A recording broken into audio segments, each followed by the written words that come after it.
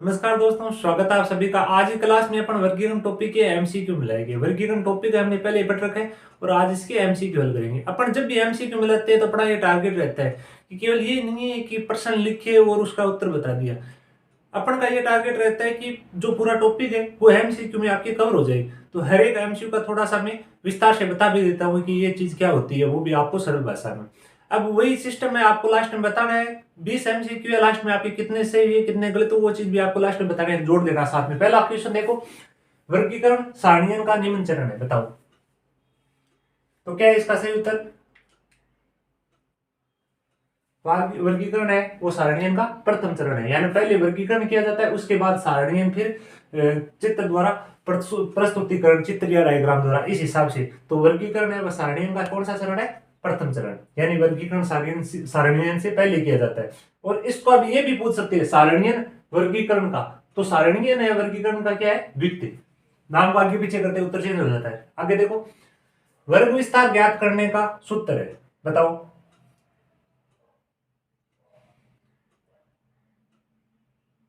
वर्ग विस्तार इसका क्या है सही ऑप्शन, L2 माइनस L1। वर्ग विस्तार को मैंने बताया था, वर्ग विस्तार यानी आई से दिखाते हैं अपन वर्ग विस्तार को।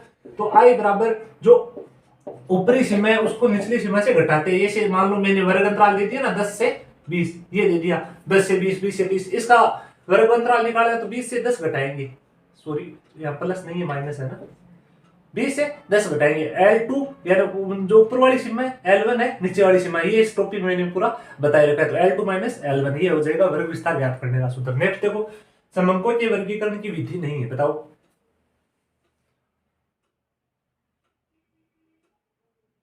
सही बताना है, इसका गलत मत करना, बताओ जल्दी से। तो इसका सही क्या है, आर्थिक वर्गीकरण। वर्गीकरण ने अपने पढ़ा, भौगोलिक वर्गीकरण होता है, समय अनुसार होता है, संख्यात्मक होता है, लेकिन आर्थिक वर्गीकरण नहीं होता है। तो ये उसका उत्तर नहीं है। नेक्स्ट क्वेश्चन, एक कारखाने के श्रमिकों की आर्थिक दशा जानने तो निम्न आधार पर वर्गीकरण होगा, बताओ।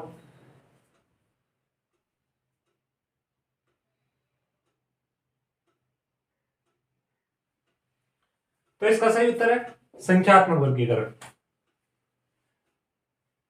आगे देखो, वर्गीकरण तथ्यों को वास्तविक तथा कल्पित रूप में उनकी समानता तथा सदस्यता के अनुसार समूह तथा वर्गों में क्रमबद्ध करने की क्रिया है, किसने कहा। यह बात किसने कही कि वर्गीकरण तथ्यों को उनकी समानता तथा सदस्यता के अनुसार समूह और वर्गों में क्रमबद्ध करने की क्रिया, बताओ। तो क्या है इसका सही उत्तर, यह बात कही थी प्रोफेसर कोदर ने। गुणों के अनुसार वर्गीकरण हेतु जिस विधि का प्रयोग किया जाता है वह बताओ।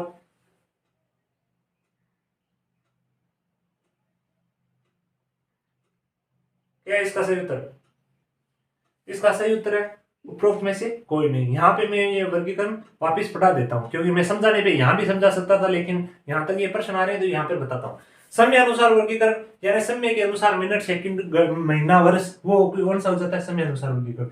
भौगोलिक वर्गीकरण यानी तहसील, उपखंड, गांव, मोहल्ला, वो कौन सा वर्गीकरण हो जाता है, भौगोलिक वर्गीकरण। संख्यात्मक वर्गीकरण यानी संख्या में बांटना। अब यहाँ पर क्या पूछा है, गुणों के अनुसार वर्गीकरण। गुणों के अनुसार वर्गीकरण कौन सा होगा, गुणात्मक वर्गीकरण। यदि गुण या विशेषता आधार पर पूछे तो वो होगा गुणात्मक वर्गीकरण। नेक्स्ट देखो, वर्ग है और आवर्ती दे रखी है, उपरोक्त श्रेणी में वर्गांतर समान कितने का होगा, बताओ। सातवें का सही उत्तर क्या है, तो इसका सही उत्तर क्या है 10।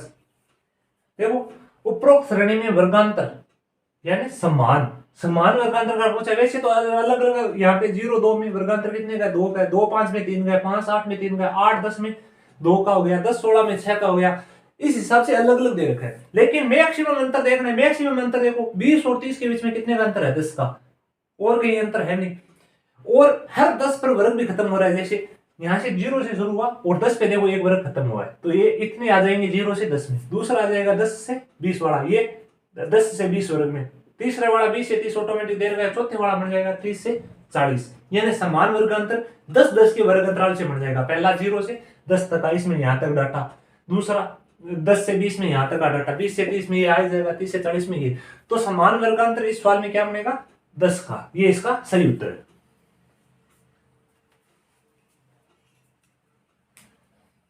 नेक्स्ट क्वेश्चन, वर्ग का मध्य बिंदु ज्ञात किया जाता है। क्या है इसका सही उत्तर?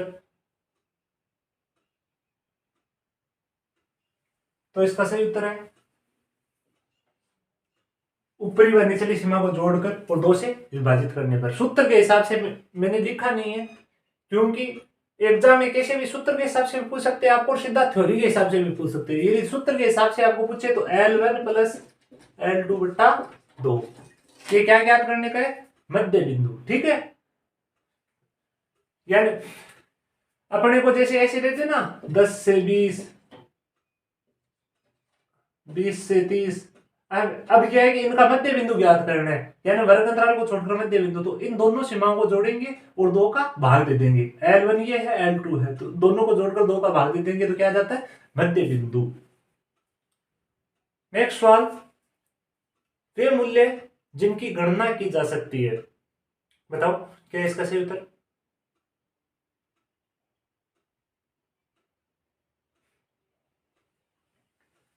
वे मूल्य जिनकी गणना की जा सकती है उनको क्या कहते हैं? खंडित चल। आगे देखो, समयानुसार वर्गीकरण के अंतर्गत समअंकों के वर्गीकरण का आधार होगा संख्यात्मक, भौगोलिक वर्ग या फिर उपयुक्त में से कोई नहीं। सरल सा प्रश्न है। यदि समय अनुसार वर्गीकरण है, समय के अनुसार, तो वर्गीकरण का आधार क्या होगा? समय होगा, जो इस ऑप्शन में है नहीं, तो इसका क्या हो जाएगा? उपयुक्त में से कोई नहीं। एक दिन मैंने पहले ही बताया था कि आजकल एग्जामों में उपयुक्त में से कोई नहीं वाले भी क्वेश्चन पूछे जाते हैं। तो आपको ये नहीं है कि पहले तो ये उपयुक्त में से कोई नहीं आता तो अपन छोड़ देते, ये तो होना ही नहीं है, बाकी 3 में से होगा। आजकल इस प्रकार के प्रश्न बहुत आते हैं, प्रश्न को आराम से पढ़कर करना है। तो इसका उत्तर डी हो गया। आगे देखो नेक्स्ट, एक कारखाने में कार्यरत 1200 श्रमिकों में से 720 शिक्षित और 480 अशिक्षित है। यह वर्गीकरण की कौन सी विधि है?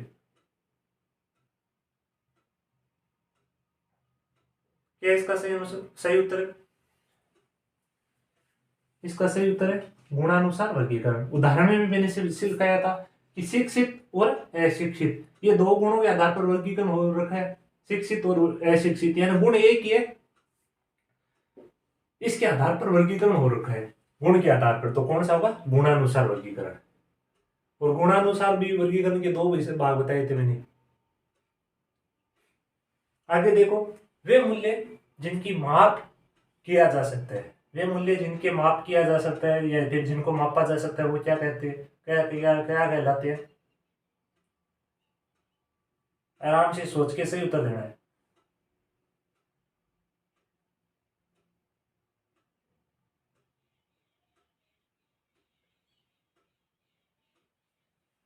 तो देखो, इसका सही उत्तर है ये। अब मैं समझाता हूं, यहाँ पे इस सवाल को नहीं समझाया था, इस और इस दोनों को समझा देता हूं।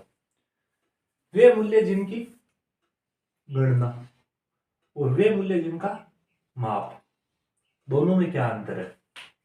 गणना जैसे मैं कह दूं कि उस खेत में कितनी बकरियां चल रही है, या फिर वहां पे कितने मुर्गे हैं, या फिर कितने व्यक्ति वहां जा रहे हैं, तो आपका एक सीधा उत्तर होगा कोई भी एक संख्या, 20, 50, 500, 5000, इस हिसाब से।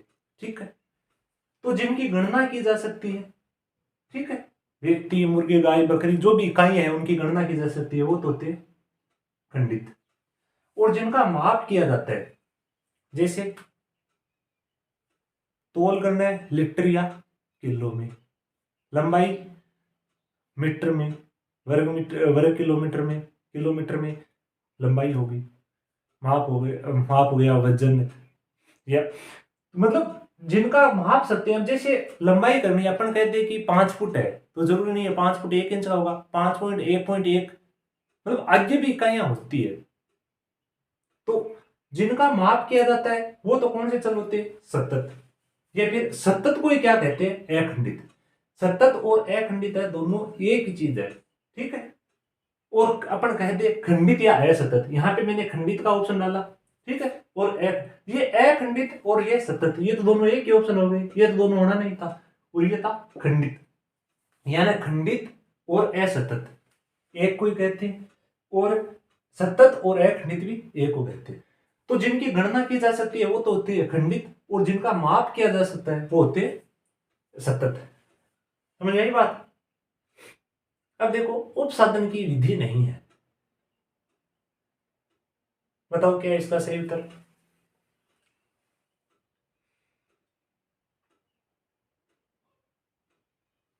तो इसका सही उत्तर है एक को एक संख्या जोड़कर और एक संख्या छोड़कर, ये नहीं है बाकी तीनों। उपसाधन का मतलब क्या होता है, निकटतम पूर्णांक में।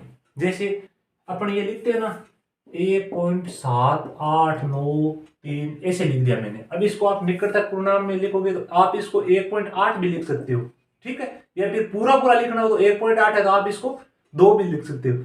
या फिर मैं कह दूं 1038.732 रुपये। अब इसको पूर्णांक में लिखना 1040 तक ले जा सकते हो आप, ठीक है। 1000 में लिखना हो तो 1000 तक लिख सकते हो। यदि पूरे पूरे रुपये में लिखना है तो 1038 लिख सकते हो, या फिर 1039 लिख सकते हो। तो ये क्या हो गई, इनको कहते हैं उपसाधन, यानी निकटतम में लिखना। तो निकटतम पूर्णांक तक यदि इसको निकटतम पूर्णांक तक लिखना है तो 1038 आगे 0.73 है तो अपन 1039 लिख देंगे। ये तो हो गई निकटतम पूर्णांक तक। अंतिम संख्या को जोड़कर और अंतिम संख्या को छोड़कर, तो इस हिसाब से अंतिम संख्या को जोड़कर भी है, अंतिम संख्या को छोड़कर भी है, निकटतम पूर्णांक तक भी है, एक संख्या को जोड़कर और एक संख्या को छोड़कर, ऐसा कोई उपसाधन की विधि नहीं है। नेक्स्ट क्वेश्चन देखो, 6 विद्यार्थियों के सांख्यिकी एवं लेखाक्रम में प्राप्तांक निम्न प्रकार है। ये रोल नंबर दे रखे हैं 11, 12, 13। ये सांख्यिकी के प्राप्तांक है इस लाइन में, और इसमें लेखाक्रम के प्राप्तांक। अब इसका आपको बताना है कि उपयुक्त श्रेणी कौन सी श्रेणी है, व्यक्तिगत है, खंडित है, समावेशी है या अपवर्ज्य है।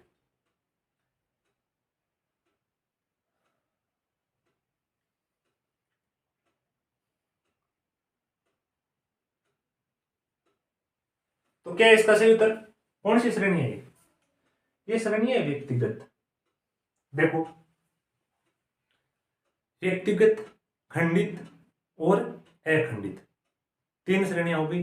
अखंडित का ही 2 भाग है, समावेशी और अपवर्ज्य। अखंडित के अंदर तो क्या आता है, वर्ग अंतराल आता है। अब इसके अंदर देखो कहीं वर्ग अंतराल दिया हुआ है क्या, ये दोनों तो हो नहीं सकती। जहां पे वर्ग अंतराल है वहां पे समावेशी है अपवर्ज्य होगी। ये तो समझ में आ गई बात। अखंडित का भाग है समावेशी और अपवर्ज्य। तो समावेशी और अपवर्ज्य कब होगी, जब वर्ग अंतराल दिया हुआ हो। तो यहाँ पर वो तो चीज है नहीं। अब खंडित और व्यक्तिगत में क्या अंतर है, देखो खंडित और व्यक्तिगत में क्या अंतर है।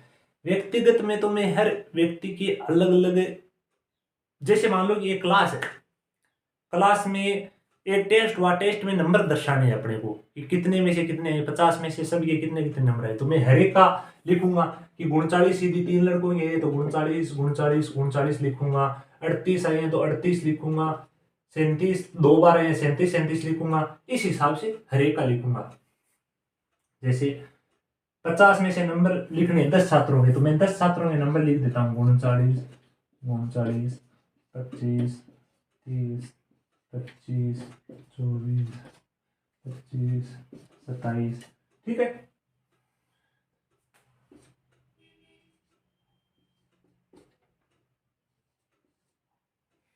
अब ये कौन सी श्रेणी है, 10 छात्र है, 10 छात्रों के नंबर आए, मैंने यहाँ पे लिख दिए 50 में से नंबर आए।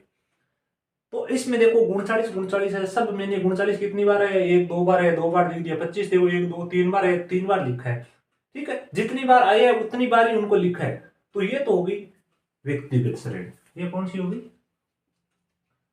व्यक्तिगत। अब इसको यदि खंडित बनाना है मुझे, ठीक है, खंडित बनाना हो तो क्या होगा कि हर एक की अपन बारंबारता लिख देंगे सामने। जैसे मान लो कि छोटे से बड़े या बड़े से छोटे के इसी हिसाब से एक से व्यवस्थित कर दो। जैसे 24 है, ठीक है, 24 कितनी बार आया है, 1 बार। 25 25 आया है 4 बार। बाद में 27 1 बार। 30 1 बार। 37 1 बार। 39 2 बार। अब ये मैंने जो ऊपर वाली संख्या थी उनको इस हिसाब से लिख दिया। अब इनमें भी वर्ग अंतराल तो नहीं है, लेकिन हर एक की मैंने क्या लिख दी, सभी बारंबार था उसके सामने लिख दी। तो ये क्या हो गया, खंडित श्रेणी, यानी जिनकी बारंबारता लिख दी हर एक के नंबर के सामने, वो तो है खंडित। और अलग अलग नंबर लिख दिए वो क्या है, व्यक्तिगत श्रेणी। अब यहाँ पर देखो कि आपको तो ये संख्या दे रखी है, ये तो अलग अलग व्यक्ति का चाहे नाम है, जैसे रमेश सुरेश का, यहाँ पे रमेश के इतने नंबर, सुरेश के इतने नंबर, उसी प्रकार है। ये तो रोल नंबर लिख दिए कि इसके इतने इसके इतने इसने, अब हर एक के नंबर अलग अलग लिख रखे हैं, तो यहाँ पर कहीं भी बारंबारता वगैरह लिखी हुई नहीं है, तो ये कौन सी श्रेणी है? व्यक्तिगत श्रेणी। समझ में आ रही है ना? ले लो स्क्रीनशॉट। नेक्स्ट सवाल देखो, वर्गों के विस्तार के निर्धारण के लिए प्रोफेसर स्टर्जेस का सूत्र है। हर वर्ग विस्तार निर्धारण के लिए किसका? प्रोफेसर स्टर्जेस का। बताओ इसका क्या है सही उत्तर? तो इसका सही उत्तर है L माइनस एस बट्टा 1 प्लस 3.322 log n। ये स्टर्जेस ने वर्ग विस्तार निर्धारण के लिए सूत्र दिया था। नेक्स्ट देखो, निम्न विवरण किस प्रकार का है? आपको यहां पर प्राप्तांक दे रखे हैं और ये पूछा है कि ये किस प्रकार का वर्गीकरण विवरण है।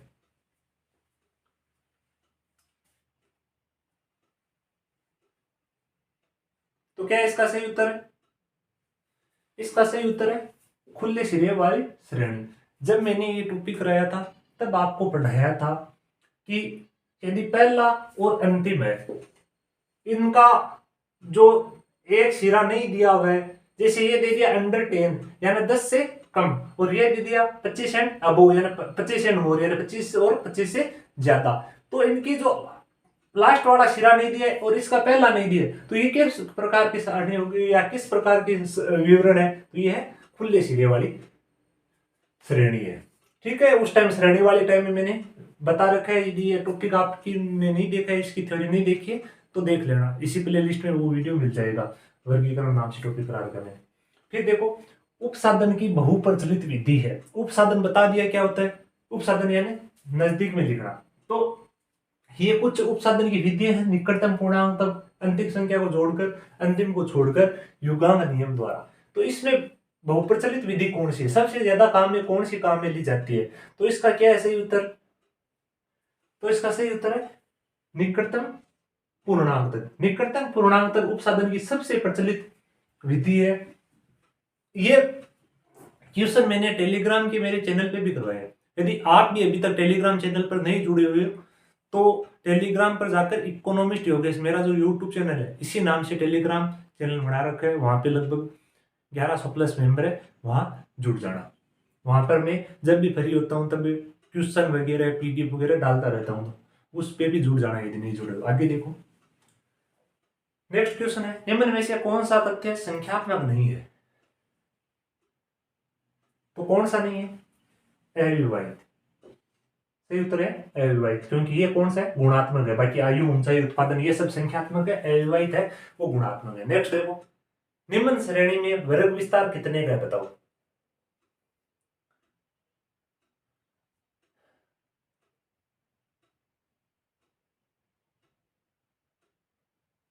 तो इसका क्या है सही उत्तर? वर्ग विस्तार। इसमें देखो, इसका सही उत्तर है बी।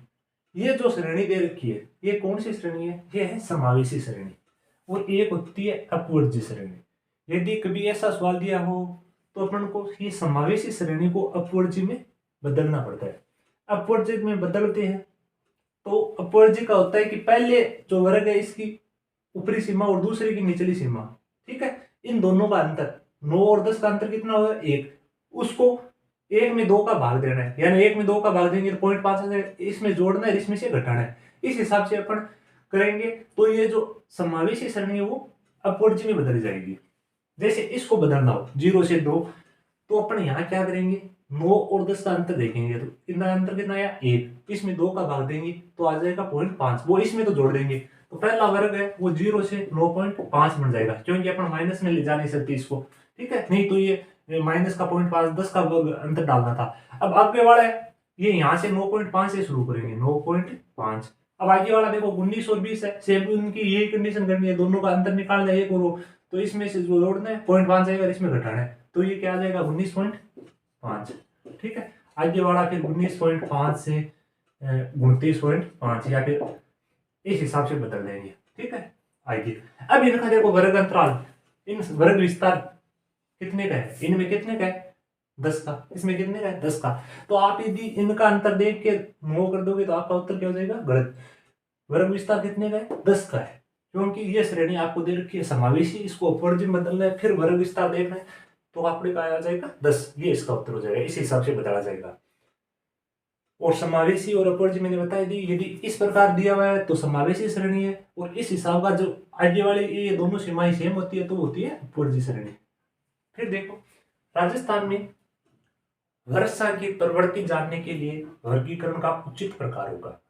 यदि आपको यह पता करना है कि राजस्थान में वर्षा की प्रवृत्ति लगातार, तो वर्गीकरण का उचित प्रकार क्या होगा, तो इसका क्या सही उत्तर, इसका सही उत्तर है समय अनुसार। अब देखो वर्षा की प्रवृत्ति, वर्षा की यदि आपको प्रवृत्ति जाननी है कि इस साल कितनी हुई है, 2024 में कितनी हुई है वर्षा, 2023 में वर्षा कितनी हुई, तो अपने को हर साल की डाटा उठानी, प्रवृत्ति जाननी है 2024 वर्षा का डाटा, 2023 2022 का, तो इस प्रकार के वर्गीकरण क्या है समय अनुसार। ये और यदि वर्षा की मात्रा पर यहाँ पे वर्षा की प्रवृत्ति की जगह मैं कहता हूँ वर्षा की मात्रा ज्ञात करनी है, तो अपन इस साल की वर्षा की मात्रा ज्ञात करेंगे, तो वो कौन सा वर्गीकरण हो जाएगा, स्थान अनुसार या फिर भौगोलिक वर्गीकरण, क्योंकि अलग अलग स्थानों पर अपन डाटा उठाएंगे और पूरी राजस्थान का औसत बता देंगे पूरी राजस्थान में इतनी वर्षा हुई है, तो वो हो जाएगा स्थान अनुसार। और वर्षा की प्रवृत्ति यानी पिछले सालों में वर्षा बढ़ रही है या वर्षा कम हो रही है या फिर औसत वर्षा से ज्यादा हो रही है, इस हिसाब की प्रवृत्ति याद करनी है, तो वो कौन सा वर्गीकरण होगा, समय अनुसार वर्गीकरण। तो अपन ने आज की क्लास में लगभग 20 MCQ हल कर दिए। इस 20 में से आपके कितने सही हुए वो कमेंट बॉक्स में जरूर बताना। प्रश्नों का लेवल कैसा था और हार्ड सरल किस हिसाब से रखना है वो भी जरूर बताना। क्लास कैसी लगी वो भी बताना। Thank you so much.